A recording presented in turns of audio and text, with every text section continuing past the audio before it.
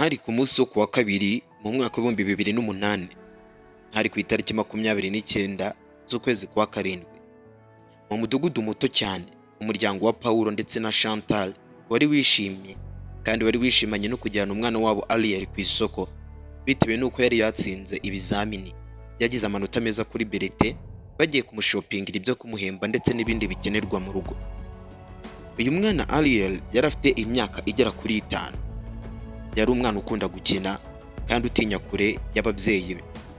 Mbese kujya muri metero 20 kure y'ababyeyi be ho gato yumvaga ahungabanye. Yari umwana witonda, umwana mwiza. Muri icyo gihe bari mu isoko, mu gihe Chantal yaguraga imboga bari buze guteka mu rugo, Paulo we yari ahugiye mu kugura ibikoresho byo mu rugo ndetse n'ibikoresho by'umwana wari watsinze ibizamini, yitegura kuzajya mu mashuri akurikira. Gusa hashize iminota mike ibintu byose byarahindutse. Aba babyeyi bombi barahindukiye kujya kureba, basanze umwana wabo atagihari. Bashatse hafi yabo, bariruka hirya no hino, babaza abantu bose bari ku isoko, ariko nta n'umwe bari wakamubonye, nta n'umwe wigeze ubarangira aho uyu mwana ari.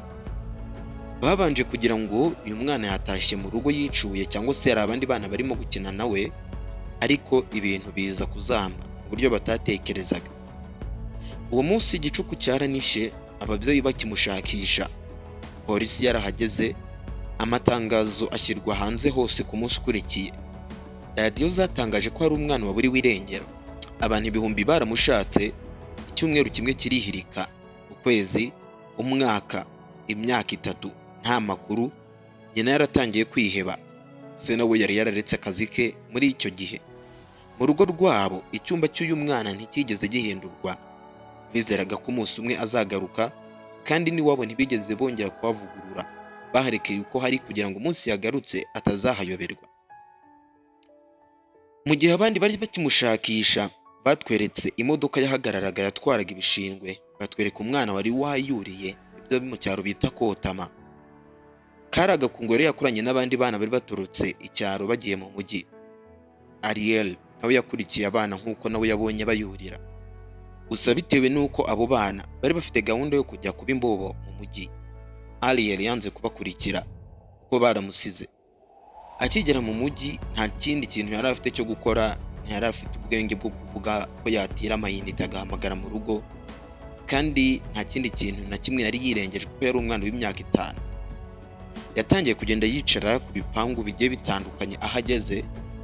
Gusa yaje kugera ahantu hari igipangu cyiza cyane, harimo amamodoka, gusa hatuyemo umubyeyi gusa, nta wundi muntu wabagamo. Mu masaha ya nimugoroba agana saa 12:50, uyu mubyeyi yari avuye mu kazi. Ageze ku gipangu cyiwe asanga hari akana gatoya karimo kuhanyagirirwa. Yarakegeye arakabaza ati, se mwana urashaka iki hano? Umwana amubwira ko yazanye n'abandi bagenzi bari kubakaza kumuta. Umubyeyi utari ufite umugabo, umubyeyi utari ufite umwana n'umwe, yahise akinjiza mu modoka, ayiparika akicayemo, arangije akinjiza mu gipangu. Ariel yaratunguwe cyane kubona inzu y'igitangaza atigeze abona na mbere, kubona imodoka ziri mu gipangu, kubona intebe nziza, imitako myiza iri mu nzu. Ibyo byose byaramushimishije nk'umwana mutoya. Ariko uko iminota agenda gishira niko yariraga asaba ababyeyi be. Umubyeyi we yamubajije niba yaba afite amanimero y'abiwabo, gusa umwana amubwira ko nta kintu na kimwe cy'abiwabo yabashakira hafite. Byaragiye, igihe kirihirika, agahinda karashira, umubyeyi aramurera, kugeza ubwo nyuma y'imyaka 18 mu mwaka wa 2026 hari umusore wakoraga mu ruganda rwo mu mujyi witwaga Daniel. Uyu nawe nta muryango yari azi. Yareretswe ko yatoraguwe akiri umwana muto, ariko buri gihe yarutaga ibintu bimwe: inzu y'ibara ry'ubururu, igiti kinini cy'umuvumo, n'umugore wamuhamagaraga ati Ariel. Yatekerezaga ko ari inzozi, ariko uko imyaka yagendaga ishira, izo nzozi zarushagaho kumubuza amahoro. Uyu nguyu umunsi umwe yarifashe, ahitamo gutangira gushakisha ukuri kw'ababyeyi be.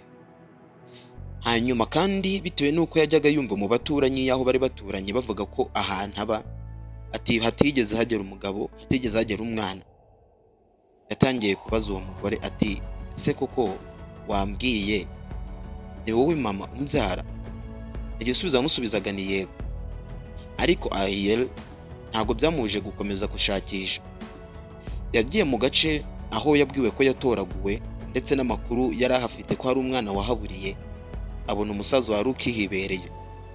Uwo musaza aramurebye igihe kinini, hanyuma aravuga ati wowe ndakuzi. Ati ndabona ufite agashusho ka Sosha, uri Pawulo muzima. Daniel aratangara. Uwo mugabo ati wabuze ukiri muto cyane. Yatangiye gukurikirana amateka ye, bamwe bamwereka aho yatoraguwe, abandi bamwereka ko mu myaka yashize hari umwana waburiye mu isoko yo muri ako gace. Izina rye ryari Ariel. Nyuma y'iperereza rirerire, Daniel yafashe icyemezo cyo kujya kureba uwo muryango mu cyaro. Ageze ku rugi arakomanga. Inzu yari ifite ibara ry'ubururu, igiti cy'umuvumu cyari gihari. Yewe ntiyahayobewe. Umukecuru arasohoka, yaramurebye ntiyamumenye. Daniel ahita avuga ati mama.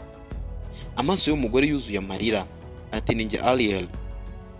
Dore ko uyu musore yari afite agafoto akuye umubyeyi yari yambaye mu ijosi. Kujya kureba kuko asanga agafoto k'umwana washakishwaga, uwo musore aragafite. Mu kanya gato isi arasohoka, abaturanyi baraterana. Nta n'umwe wavugaga, hari amarira gusa. Gusa nubwo byose byari ibyishimo kandi bari bishimye, hafashwe icyemezo cyo gukora ibizamini bya DNA. Hashize ibyumweru bibiri ibisubizo birasohoka. Zemeza ko uyu musore Daniel ariwe Ariel wabuze mu mwaka wa 2008. Umuryango urongera urahura nyuma y'imyaka 18. Ariel ntiyarazi uko yaburiwe irengero. Yavuze ko uwamureraga yamubwiraga ko ari we mubyeyi we. Yabayeho imyaka yose atazi ukuri. Nyuma yo gusanga umuryango we yahisemo kugumana nabo. Yatangiye ubuzima bushya.